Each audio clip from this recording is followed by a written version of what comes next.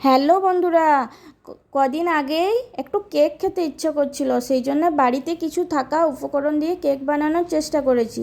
এই যে সানফিশ বিস্কুট নিয়ে নিয়েছি, তার সাথে ওই যে লিকুইড দুধ দিয়ে বেশ ভালোভাবে একটু করে নিয়েছি। তারপরে ওই যে সানফিশ বিস্কুটের সাথে কিছু পরিমাণে চিনিও দিয়েছিলাম, যার জন্য মিষ্টি ভাবটা থাকার জন্য।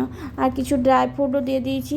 তারপরে একটুকু ঘাটাঘুটি করে বেশ যাতে একটু ফুলে ফেঁপে ওঠে, সেই জন্য বেশ ভালোভাবে যাতে ইয়েটা আসে, মানে পাম্পের মতো একটু ফুলা ফুলা ভাবটা আসে, সেই জন্য ভালোভাবে একটু ঘাঁটতে হবে।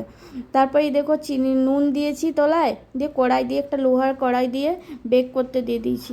এরকম একটা অ্যালুমিনিয়ামের দিয়ে তার সাথে পেপার দিয়ে একটু বসিয়ে দিয়েছি। বাস দেখতে এরকম হয়েছিল, একটু ছেড়ে ছেড়ে গেছিলো, কিন্তু খেতে বড্ড ভালো হয়েছিল।